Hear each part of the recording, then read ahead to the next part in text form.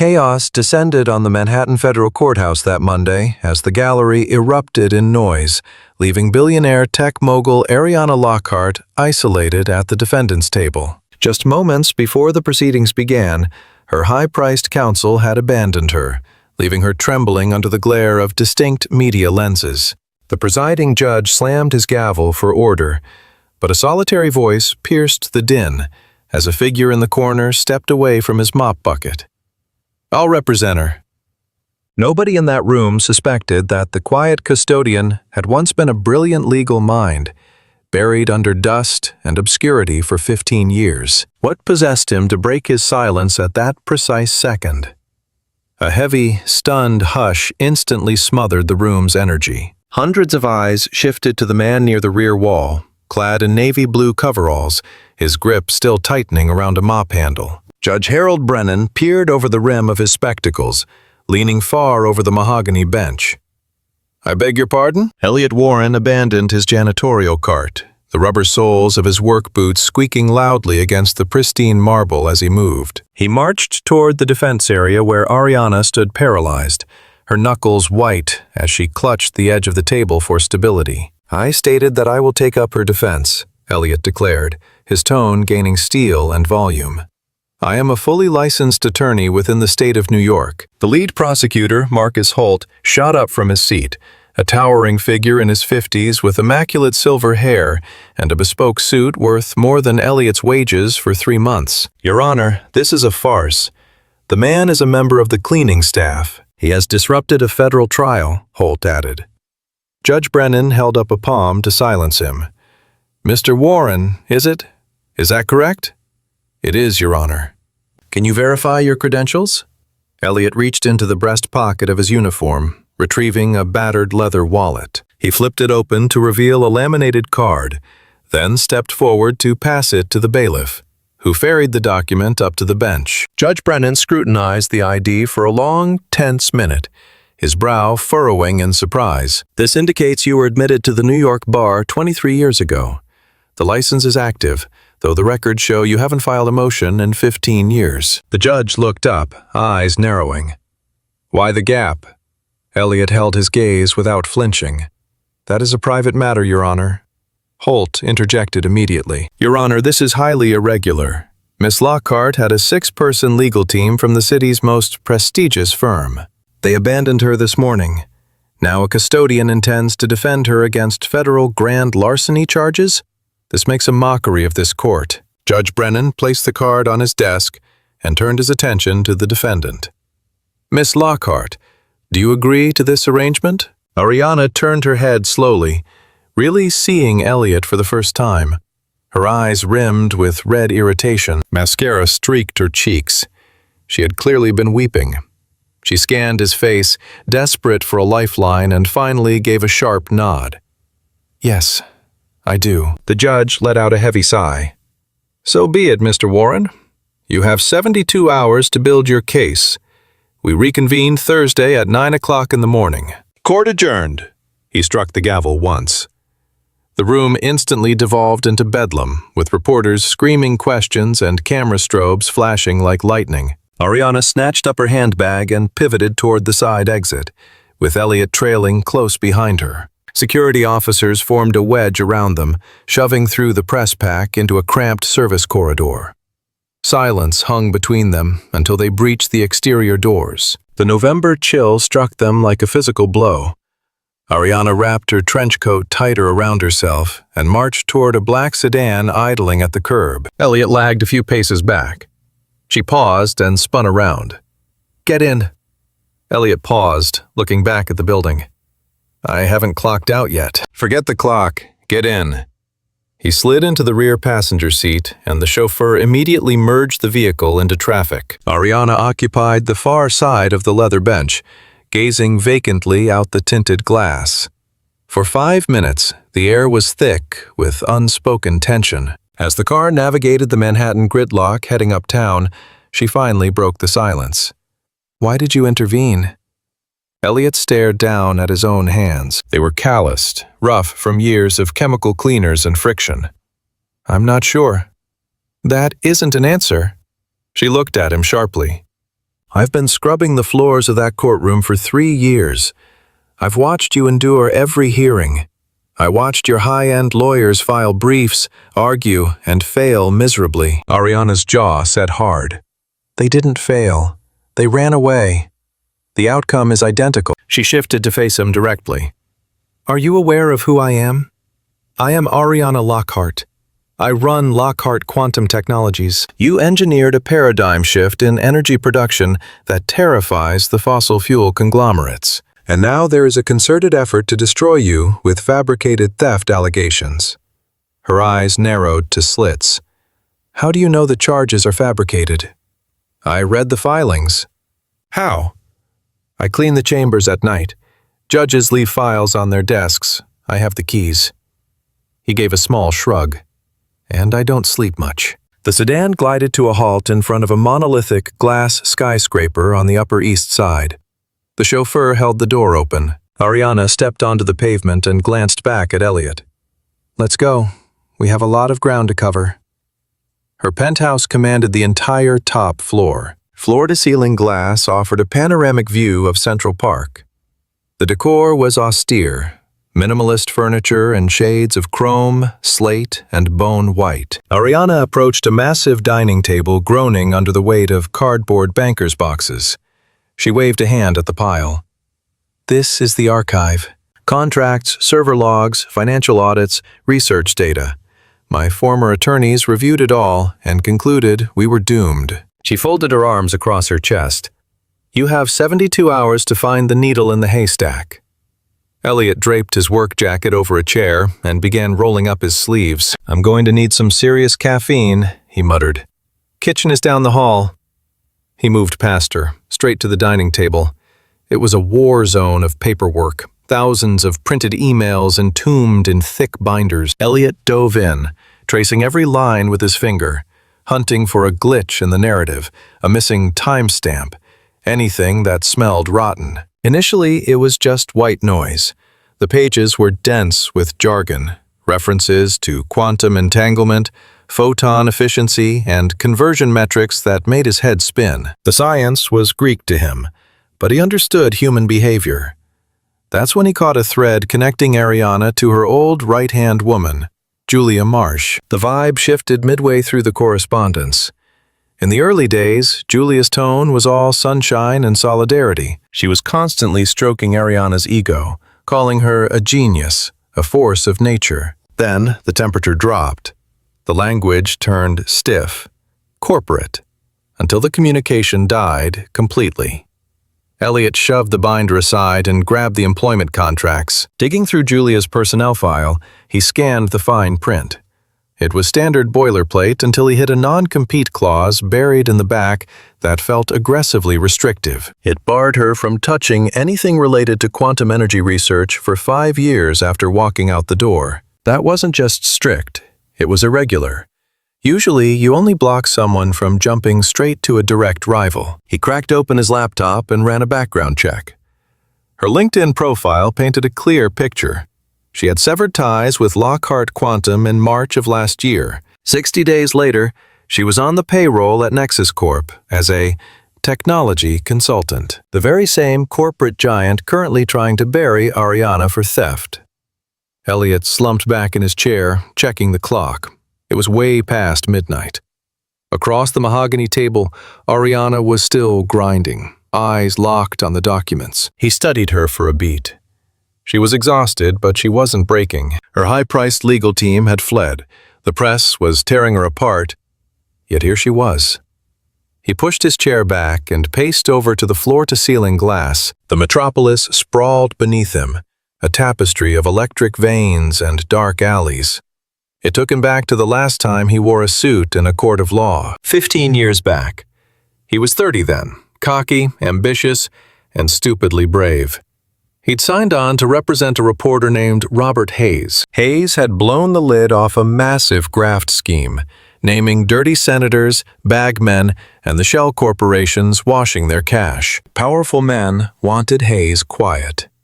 The proceedings actually started strong for the defense. Elliot had the smoking guns, tapes, paper trails, people ready to talk. Then the people vanished. One ended up dead in a car wreck. Another witness suddenly flipped his story. The physical proof evaporated from the police evidence locker, and suddenly, Elliot was the one facing charges for fabricating evidence. He eventually beat the charges, but the stain didn't wash out. His name was Mud. He was untouchable in the legal world. The phone stopped ringing. Then came the real blow. Claire. A hit-and run on a slick, rainy night took her away. The cops called it an accident with no leads, but Elliot wasn't naive. He didn't need a verdict to know the truth. She was collateral damage, a message to back off. And it worked. He folded. For 12 years, he drifted from town to town, working labor jobs, trying to stay off the radar. He finally landed in New York 3 years ago, scrubbing floors in the very courthouse where he used to argue cases. Just him and his daughter, Mia. He convinced himself that invisibility was safety. Nobody bothers the guy emptying the trash cans. But seeing Ariana isolated in that dock, facing the wolves alone, tore open an old wound. He looked at her and saw the ghost of his younger self. He saw Claire. He saw every victim ground into dust by the wealthy and the soulless. Shaking off the memories, he returned to the pile. At 3 a.m, he struck gold. It was a chain of internal comms from Nexus, something Ariana's fancy lawyers had completely missed. They were hidden in a massive data dump, tucked away in a folder innocuously named Miscellaneous Correspondence. The exchange was between David Corbin, the big boss at Nexus, and a guy named Leonard Price, some kind of fixer. The subject line was blunt. Lockhart situation, next steps. Elliot opened it. Corbin's message was urgent. We need to accelerate the timeline. Her tech is poised to slash energy overhead by 80% in 5 years. If that hits the market, our business model is extinct. How do we kill it? Price's reply was chillingly pragmatic. Litigation is the cleanest play. We've got Julia on the inside. She can duplicate the data. Then we allege Lockhart theft. We paint it as corporate espionage. The press will devour a story like that. Elliot's hands trembled as he navigated down the chain. It was a playbook of corruption. Witness tampering, bribes to Ariana's own counsel to throw the case, and backup plans involving contingency measures if the courts failed them. He hit print on the entire batch. Ariana, he said, voice tight. She snapped her head up. What is it? Something you need to see. Now. He fanned the fresh pages out before her. As she read, the blood drained from her face. She finished and met his gaze, eyes wide. They orchestrated the whole thing. From day one. Elliot nodded grimly. And your lawyers were in on the take. That explains why they abandoned me. Most likely. She stood up, drifting toward the window, catching her own ghostly reflection against the night sky. The machine works, Elliot. It's not just theory. I put 10 years of my life into it. Do you understand the potential? It could light up the homes of 1 billion people. It ends the fossil fuel era. It changes the entire world. Her composure splintered. They intend to bury this innovation simply because it endangers their bottom line. Elliot stepped up beside her, gazing out at the city skyline. Welcome to the real world. Slash. Then the system is fundamentally flawed. Slash. You're not wrong. She pivoted to face him. What's your angle here? We're strangers. There is zero upside for a man in your position. If anything, you're painting a target on your back. Elliot's thoughts drifted to Mia, 13 years old now, sharp, inquisitive, and possessing her mother's iron will. He juggled 2 dead-end jobs just to cover her tuition, desperate to buy her a ticket out of their tax bracket. Every morning, he dragged himself through the door at 4 o'clock, bone-tired and reeking of industrial bleach. He often feared she would view him as a washout, a guy who folded under pressure. He glanced back at Ariana. Because the job needs doing. She searched his eyes, measuring his resolve. Finally, she nodded. All right, what is the play? Slash, we litigate. We drag them into the light and strip away their cover. They burned the midnight oil well into the pre-dawn hours. Elliot hammered out legal briefs, cataloged the evidence, and sharpened their lines of attack. Ariana fielded his technical queries, breaking down the complex science into layman's terms. As dawn broke, a battle plan emerged. Just as Elliot was packing up his files, his cell vibrated against the table. An alert from an unrecognized sender. He unlocked the screen. No text, only an image. It captured Mia entering the school grounds, her bag hitched casually on one shoulder. A follow-up bubble popped up beneath the picture.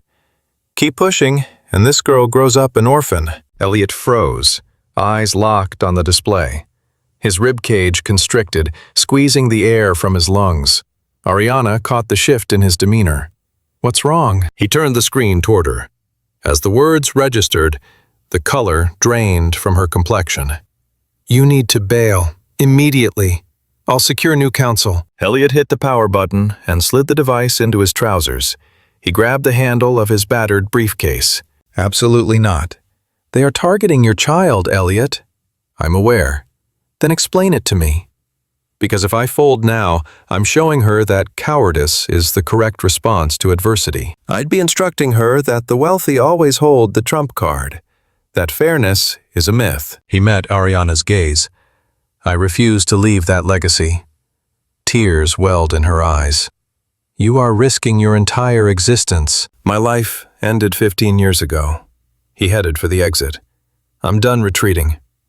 Elliot returned to his quarters that morning, though rest eluded him. He perched at the cramped dinette in his Queen's walk-up, downing caffeine until tremors ran through his hands. The menace looped in his psyche.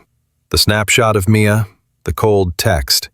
He considered dialing 911 but hesitated at the logistic. Receiving a photograph isn't technically illegal, not on its face. At 7:30, he phoned Mia's campus, requesting they restrict her to the building during breaks. He cited a vague security issue, prompting an interrogation from the principal. Elliot offered non-committal replies and severed the connection. Next, he dialed his neighbor, Mrs. Chen. The matriarch next door had helped raise Mia over the years.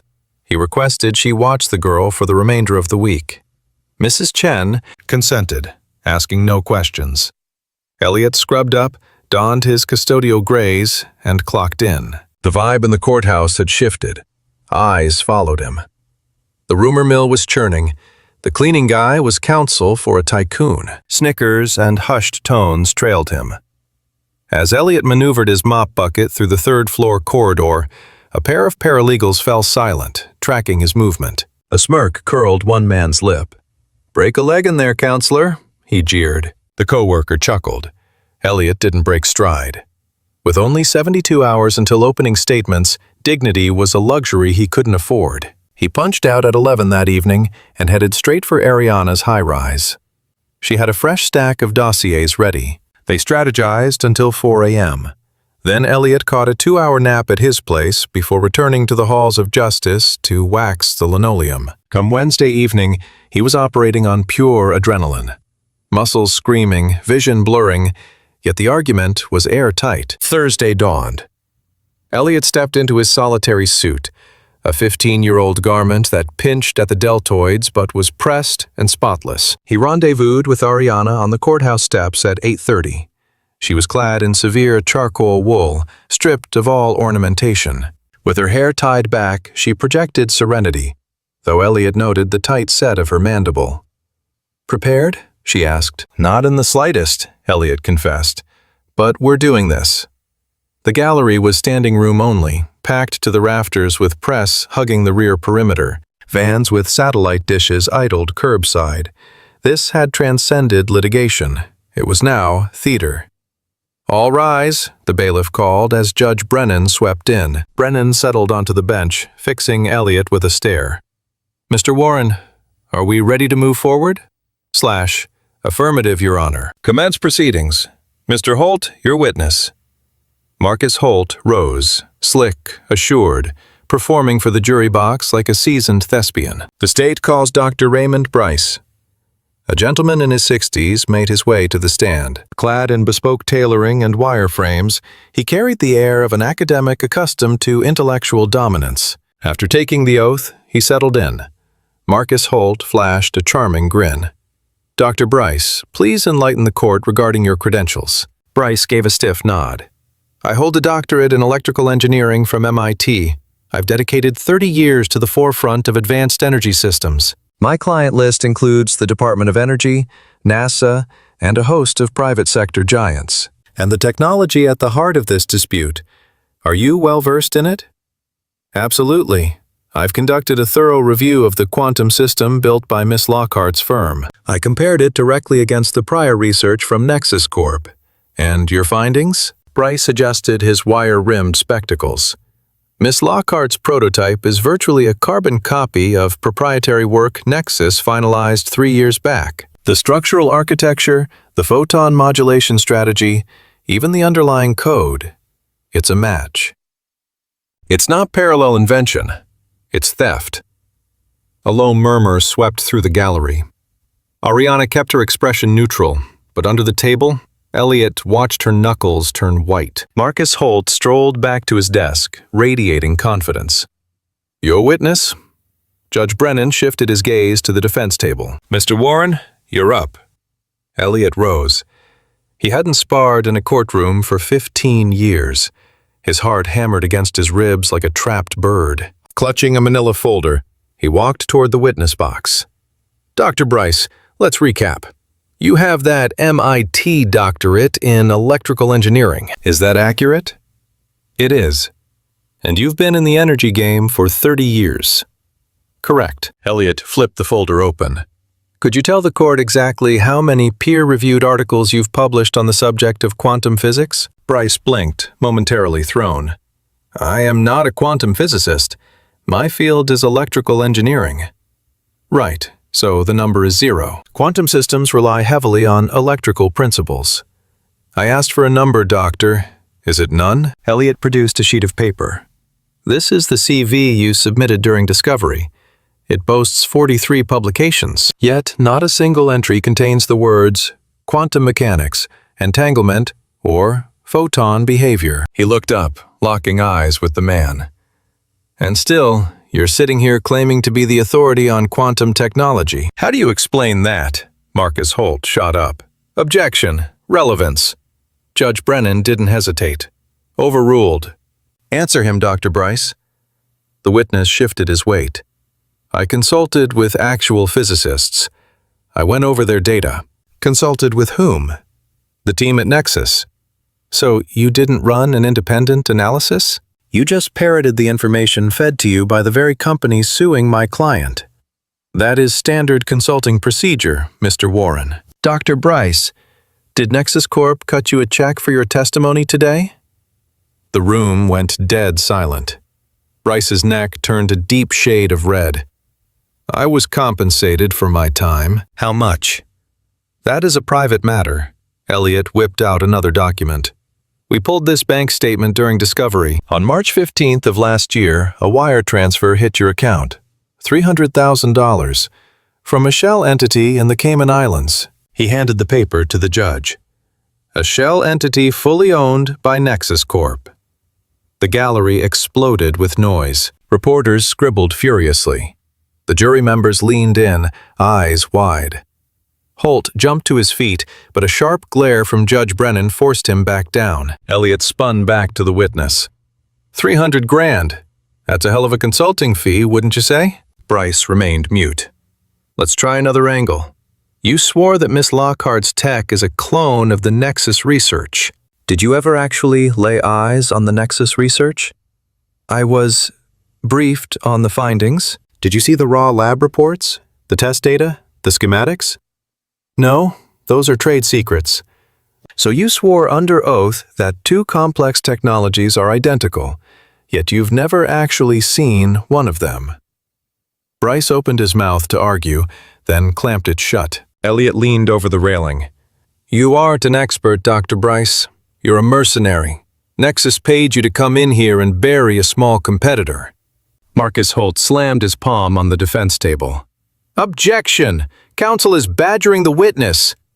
Judge Brennan raised a hand. "Sustained. Watch yourself, Mr. Warren." Elliot didn't blink, his gaze fixed on Bryce. "Doctor." Before today, had you ever met Miss Lockhart? No. Ever set foot in her laboratory? No. Ever read her personal research journals? No. Then how can you possibly claim she stole anything? Bryce stared at his lap. Elliot turned to the bench. I'm done with this witness. The judge peered down at the stand. Dr. Bryce, I am ordering a formal inquiry into your financial ties with the plaintiff. You are dismissed. Bryce practically fled the chair. His face was burning. Marcus Holt glared at Elliot with undisguised venom. The jury tracked Elliot as he walked back to his table. For the first time in 15 years, he felt it. The old rhythm, the clarity, the control. Ariana leaned in, whispering, "That was unbelievable." Elliot didn't answer. His mind was already 3 moves ahead, anticipating the next attack. The court broke for lunch. Elliot and Ariana ducked into a greasy spoon 2 blocks down. The air between them was heavy. Elliot pushed a sandwich around his plate, appetite gone. He was running simulations in his head, guessing where Holt would strike next. When they got back to the courthouse steps, a man in an expensive dark suit blocked their path. He stepped right into Elliot's space. "Mr. Warren, a word." Elliot halted. "Who's asking?" "Leonard Price. I'm with Nexus Corp." Leonard flashed a grin that stopped dead at his lips. "Quite a performance back there, counselor. Didn't know you had it in you. However, you're swimming in deep waters without a vest. The stakeholders here, they write the rules, they don't follow them, and they certainly don't lose." Ariana cut in before he finished. "Are you threatening my counsel?" Leonard didn't even blink at her. His gaze remained fixed on the man in the cheap suit. "Call it a lifeline, Elliot. Drop the filing. Walk away. In return, a substantial deposit lands in your account, the kind that secures a very comfortable future for that little girl of yours." A chill raked down Elliot's spine. "Mention my daughter again and see what happens." Leonard's smirk widened. "Relax. I'm merely pointing out that the world is a dangerous place for the stubborn." With that, the suit pivoted and vanished into the crowd. Ariana's grip tightened on Elliot's sleeve. "We're filing a police report immediately." That was barely a conversation in the eyes of the law, ambiguous enough to be nothing. Elliot pulled away gently. "The only way out is through. We finish this." Later, back at his walk-up, Elliot found the lock busted and the door drifting open. A heavy stone settled in his gut. Nudging the wood with his toe, he peered inside. Total devastation greeted him. The sofa was gutted, stuffing bleeding out onto the floorboards, while every drawer had been emptied and tossed like garbage. They took the computer. Worse, the framed portraits of Mia were missing from the mantel. When the beat cops finally showed up, they scribbled in a notebook and labeled it a standard break-in. Zero enthusiasm for an investigation. Once the uniforms cleared out, Elliot collapsed amidst the debris, struggling to force air into his lungs. The vibration in his pocket startled him. It was the landlady. "Elliot, the little one is fast asleep here. She's fine." Relief washed over him. "Mrs. Chen, thank you." He couldn't hide the tremor in his tone. "You're fighting the good fight, son?" "I'm trying to," he whispered. "Then don't stop. We've got your back." He sat in the silence of his wrecked sanctuary for an hour before dialing. "It's compromised," he told Ariana. "Staying put isn't an option." "Pack a bag," she commanded, her voice shifting from client to benefactor. "My place is a fortress. Private security, reinforced doors, surveillance. You'll be untouchable." His pride wanted to refuse the charity, but survival instinct won out. He threw a few essentials into a duffel and steered his beat-up sedan toward the wealthy district. The elevator opened directly into her foyer, where she stood waiting. "Welcome to the ivory tower," she murmured, looking tired. "Nothing gets in here uninvited." They set up a war room at her mahogany dining table.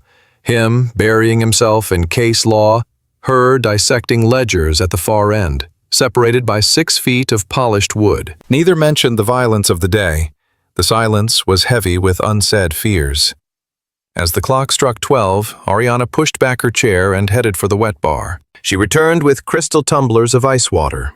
Elliot accepted his, downing half the glass like a man who'd just crossed a desert. Resuming her seat, she studied him. "I need the truth, Elliot. Why did you actually walk away from the firm all those years ago?" The glass clicked sharply against the table. He knew this cross-examination was coming. "Personal reasons. We've been over this." "That's a deflection, not a reason." Her eyes bore into his. She wasn't backing down, so he let it spill. The Hayes case, the rigged trial, the way the press cannibalized his name. And finally, the hit and run that left him a widower and the police with zero leads. He stripped the wound bare. Ariana sat in the aftermath of his confession, the silence stretching thin before she whispered, "It wasn't an accident, was it? I know who ordered it. Proving it is another animal entirely." "So you folded." The words hit him like a physical slap. "I had a child to raise alone." "And yet, here you are, putting her in the crosshairs again." Elliot's head snapped up, eyes narrowing. "Watch yourself." Ariana leaned in over the table. "I'm telling you that you didn't take this case to save my empire. You took it to settle your own score. 15 years of hiding, Elliot. You're exhausted." He opened his mouth to object, then closed it. The defense rested. She had him dead to rights. "Maybe," he conceded, voice rough, "but the running stops tonight." Ariana offered a grim nod. "Good, because I'm done being the victim." Pre-dawn silence shattered along with the window pane. Elliot was vertical in a second, heart hammering against his ribs in the gloom. Heavy boots on marble floors. Rapid approach. He sprinted for the main hall to find Ariana clutching her mobile, face pale. "Police are on the way." "ETA is too long," he muttered, just as 3 tactical gear-clad figures breached the archway. Weapons raised, the leader trained a muzzle on the heiress. "Give up the device," the gunman barked. Elliot slid between the barrel and Ariana. "We don't have a phone." "Don't play dumb. The burner from Julia, now." Elliot's brain cycled through possibilities. Julia, the disgruntled ex-assistant. She must have stashed digital leverage before she vanished. Leverage these guys were paid to erase. "You're chasing ghosts, pal," Elliot lied smoothly. The suppressor raised an inch, aiming for the center of his chest. "I'm done asking." Ariana squeezed his bicep hard. "Stop! It's in the wall safe," she blurted out. "I'll retrieve it." "Ariana, no," Elliot warned, but she was already stepping past him. She marched to an abstract oil canvas, swung it aside, and keyed a code into the concealed panel. A moment later, she brandished a cheap flip phone. "Take it and go." The operative lunged for the device, but the wail of approaching cruisers cut through the tension. The team exchanged glances. Damn it. They aborted the mission, scrambling back toward the service exit. Elliot let out a breath he'd been holding for a lifetime. Ariana remained statue still, clutching the plastic evidence. 3 minutes later, the room was swarming with NYPD. A sweep of the perimeter turned up nothing. The pros had vanished. A sergeant sat them down to record the official narrative. Promises of extra cruisers and lucky break platitudes followed. When the uniform finally walked out, Elliot sank into the designer upholstery, drained. Adrenaline crash set his hands trembling. Ariana joined him, her voice steel. "This stops now, before bodies start dropping." "We bury them in court tomorrow," Elliot agreed, though the words felt hollow. The system rarely worked that fast. Then, at 2 o'clock in the morning, the chime echoed through the penthouse. Ariana's eyes widened. Elliot hauled himself up and approached the entrance, eyes glued to the security feed monitor. Rain or tears, it was hard to tell. But the figure shivering on the threshold was unmistakable. It was Julia Marsh, stripped of her usual corporate armor. Elliot didn't hesitate. He unlocked the barrier between her and the cold. She practically fell into the hallway, a wreck of torn fabric and darkening bruises. Her eyes locked onto Ariana like a sinner seeking absolution. "Forgive me," she choked out, the apology raw and desperate. Ariana just watched, frozen. "Why are you here?" The answer was a cracked smartphone fished from a ruined pocket. "The whole dirty ledger," Julia gasped. "Wire transfers, call logs, the bribery trails. It's all on this drive." Corbin didn't give me a choice. It was steal the research or watch my family suffer. She trembled, clutching the device. "But the rich forget that the help hears everything." I pressed record. Elliot accepted the piece of hardware. "Why come to us tonight?" "Because I became a liability," she whispered. "They sent a cleaning crew to my apartment an hour ago. I'm a loose end now. I had nowhere else to go." She turned her gaze back to the woman she'd wronged. "Ariana, believe me, I never wanted to be their pawn." Silence hung heavy in the room. Elliot swiped through the directories, his face grim as the digital smoking gun revealed itself. It was a masterclass in corporate thuggery. Detailed assassination orders, paid-off judges, and systematic sabotage of the defense. He lifted his eyes, seeing Julia in a new light. "This is the leverage we need. We can finally—" The sentence died as the living room window shattered inward. Shards of safety glass sprayed the floor like diamonds.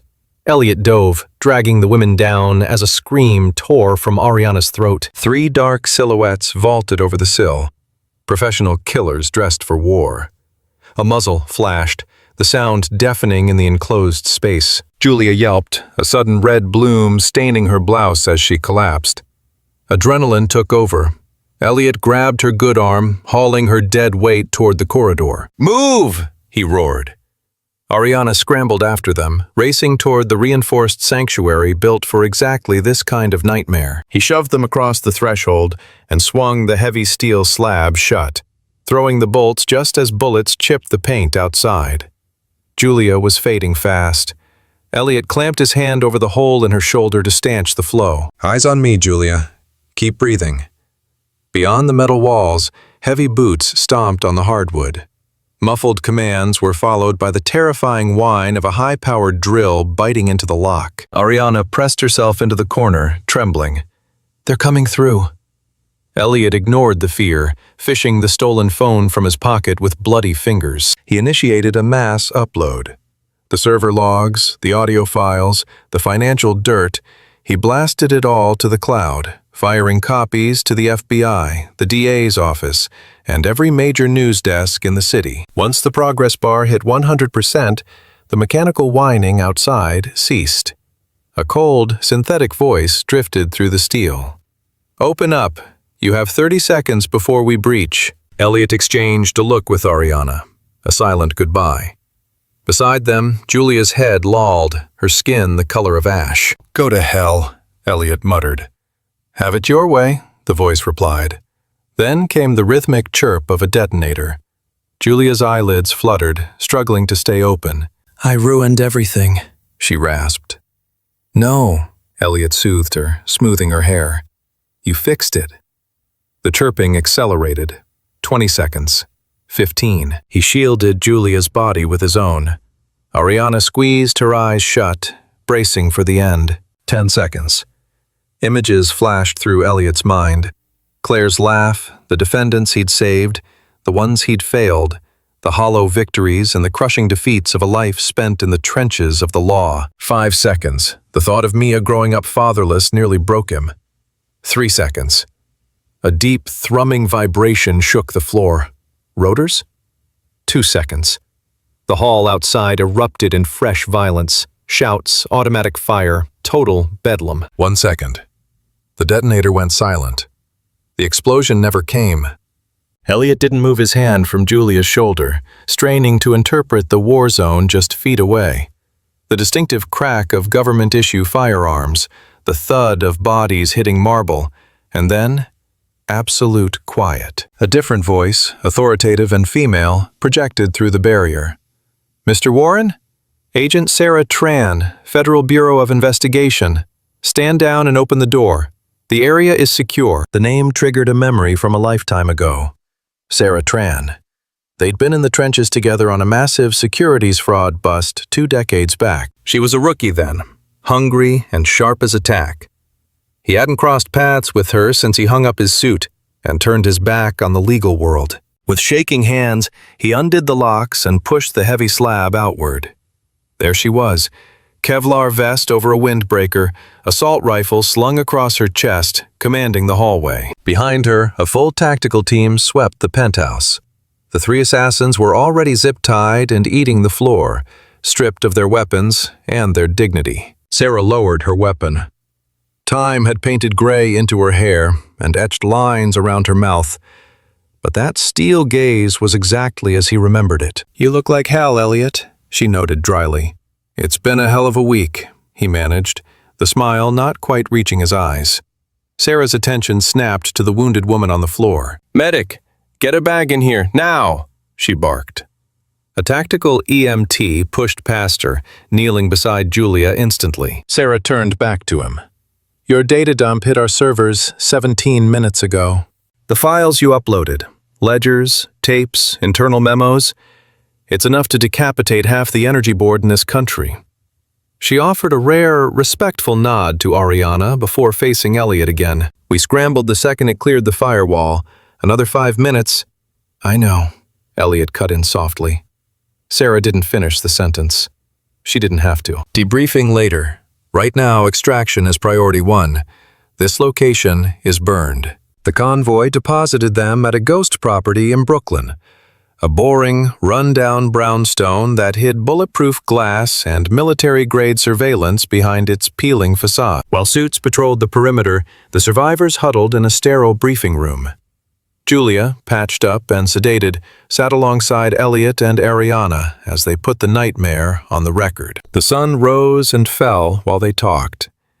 Sarah sat across from them, the digital recorder catching every pause, every tremor in their voices. Finally, she clicked the device off and leaned back. "Update from the field. Corbin is in cuffs. We pulled him off the tarmac at Teterboro 30 minutes ago, trying to flee to the Swiss Alps. Price was apprehended in his bathrobe. And the judges just signed warrants for 11 Nexus VPs and 4 directors from the energy conglomerate. We even scooped up Marcus Holt. This is going to be the RICO case of the decade," Sarah said, almost admiring the scope of it. Ariana stared at the wood grain of the table, the adrenaline finally leaving her body. "And the trial?" she asked weakly. "It's finished?" Sarah allowed herself a small smile. "The DA is dropping everything. The files prove you were the target, not the perpetrator. You're free, Ariana." Ariana didn't flinch. You'd expect tears, a breakdown, something human. But she was stone.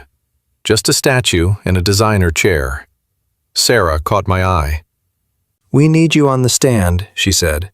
"When this hits the courts, Corbin's legal team isn't going to play nice. They're going to come at us with everything. They'll drag your name through the mud, try to bury the tapes. But between you and Julia, we've got them cold." "I'm in," Elliot said. Sarah got up, business concluded. "Try to sleep. Nobody gets to you here." We spent 3 days in that safe house. Julia was mending, but it was a slow crawl back to normal. Mostly she just sat by the glass, watching the world go by, drowning in her own second thoughts. Ariana didn't stop. Laptop open, typing away, calming down the money men who needed to know their investment hadn't expired along with her. Elliot watched the machinery turn. He felt heavy. All he wanted to do was help a single soul when he walked into that courtroom. He didn't sign up for a war, but he got one anyway. By day 4, Sarah gave the all clear. "You can go home." They'd have bodyguards now. The police finally had Corbin and Price in handcuffs. The rest of the rats had scurried off or been caged. The danger had passed. Elliot went straight to Mrs. Chen's place to get his daughter. Mia nearly knocked him over with that hug. "I was so scared, Dad." "It's done," he told her, holding on tight. "We're okay." Back to Queens. The place looked strange, clean. While they were running for their lives, someone had come in, fixed the door, put in fresh glass. It felt sterile. Safer, sure, but hollow somehow. Mia retreated to her bedroom and shut the world out. Elliot sank into the sofa, staring at nothing. His phone buzzed. Ariana. "Thank you for everything," he texted back. "No need. "Yes, there is," she replied. "You saved me. Twice." He didn't have words for that, so he kept it simple. "Get some sleep." 2 weeks later, the lid blew off the Corbin case. The press went feral. Every headline screamed the story. 24-hour news cycles couldn't get enough. Nexus Corp's stock went into freefall. 3 massive energy firms folded overnight. Senators were scrambling, demanding hearings. The DOJ launched a special task force. Elliot watched the empire crumble from his living room. He turned down the interviews. He stayed off TV. He just clocked back in, back to the mop bucket, back to hauling other people's garbage. The jokes stopped. Some guys looked at him like he was a ghost or a celebrity. Others just walked the other way. 3 months out, the gavel banged. The trial started. Elliot spent 2 days in the box. He walked the jury through the maze, how he found the files, the cover-up, the nights he thought he wouldn't make it home. Marcus Holt sat there, looking small, claiming Nexus forced his hand, that he took the bribes at gunpoint. The jury wasn't buying it. 6 weeks of arguments later, the hammer dropped. David Corbin, guilty. 14 counts of fraud, conspiracy, and trying to kill people. Holt went down on 8 counts, Price on 12. The judge gave Corbin 30 years in a cell, 15 for Holt, 20 for Price. Elliot sat in the back row hearing the numbers, feeling absolutely nothing. It wasn't happy, it wasn't sad, it was just over. He was tired. Then Ariana rang his phone. "I want to do something. For guys like you." "What are you talking about?" "A foundation," she said, words tumbling out fast. "Legal defense for the little guy. People the system chews up because they can't afford the fight. The Lockhart Legal Justice Fund. And I want you at the helm." Elliot went silent. He pictured the gray uniform in his closet, the smell of bleach in the supply room. All those years being a ghost, scrubbing scuff marks off the floor, while expensive suits argued the law he used to know better than them. "I'm not a lawyer anymore," he whispered. "Yes, you are," she shot back. "You just took a break." A smile finally cracked his face. "Let me sleep on it." "Make it a quick nap," she said. "I'm in a hurry." 1 week later, he was in her office. She hadn't waited. She had blueprints, a board of directors lined up, a massive budget, and prime real estate in downtown Manhattan. She wanted 50 pro bono cases year 1, 100 year 2. "You choose the fights," she told him. "Find the people getting screwed by the system and help them hit back." Elliot scanned the documents. "Ariana, this is going to cost millions." "I have millions," she shrugged. "After the scandal, my tech is the only honest thing left. I'm licensing it out to 3 foreign governments. We're funded for the next 20 years. He stared at her. "Why bother?" Ariana held his gaze. "Because a janitor saved my life. And if you hadn't, the world loses more than just a CEO. It loses the proof that one person, standing in the muck, doing the right thing, can actually flip the script." She leaned over the desk. "I want to give other people that shot." Elliot's mind drifted to Robert Hayes, the reporter they broke 15 years ago. He thought of Claire, dead because he tried to be a hero. He thought about every person flattened by the weight of old money and indifference. "All right," he finally murmured. "Count me in." The tension in Ariana's jaw broke into a smile, the first genuine relief he had seen on her face since the gavel first dropped. "Good," she replied, "seeing as I've already signed the lease on the office." 6 months down the line, Elliot stood on the sidewalk of Center Street, staring at a modest storefront. The stenciled glass read Warren and Associates. Just underneath, in discreet lettering, funded by the Lockhart Legal Justice Fund. Beside him, Mia struggled with a heavy crate of case files. She jerked her chin at the sign. "Warren and Associates. Does that make me one of the associates?" Elliot let out a dry chuckle. "Kid, you are 13. You haven't even started high school." "So? I can still help. I'm good with systems." "Fine," he relented. "You're an associate." "Unpaid," she added with a smirk. "I'll take it." They pushed through the door. It wasn't a palace, but it was theirs. Tidy, 3 desks, a conference table, and shelves groaning under law tomes Elliot hadn't cracked in 15 years. Ariana had been adamant about the books. She insisted a proper firm needed a physical library, even if the rest of the world had gone digital. Elliot dropped his box on a desk and took a slow breath. It still felt like a hallucination. For decades, he had been a ghost. The guy in the gray jumpsuit pushing a mop bucket, expertly avoiding eye contact. Now here he was, standing in a firm bearing his name, armed with the capital to fight battles nobody else wanted to touch. His pocket vibrated. A text from Saratan. Caught wind of the new digs. Congrats. You need muscle or a lead on a case? You ring me. We're in your debt. A faint grin touched Elliot's lips as he slid the phone away. The phone didn't stop ringing that first week. 47 pleas for help. He couldn't save everyone, but he took on 12. A single mother facing an illegal lockout. A factory hand with a crushed arm whose boss was ghosting on the medical bills. A combat vet stonewalled by the VA. The cast-offs of the system. Elliot was pulling 16-hour shifts and loving it. Ariana swung by twice a week, sometimes to talk strategy, sometimes just to exist in the same space. They never brought up the penthouse. There was no need. The trauma hung between them, a silent bond forged in survival. One night, long after the staff had cleared out, Ariana sat opposite him at the conference table. He was marking up a brief, red ink slashing across the page. She watched him work for a long minute before breaking the silence. "Do you regret it?" she asked softly. "Walking into that courtroom?" Elliot capped his pen. No. He paused, weighing the cost, the threats, the violence. "I regret that people bled for it. I hate that Julia has to carry that weight. But stepping up? No, not for a second." Ariana nodded slowly. "Good. Me neither." The room settled back into a comfortable quiet. Eventually, she stood up. "I should head out. Board meeting first thing." Elliot walked her to the entrance. She paused at the threshold. "Thank you, Elliot, for seeing this through, for believing in me."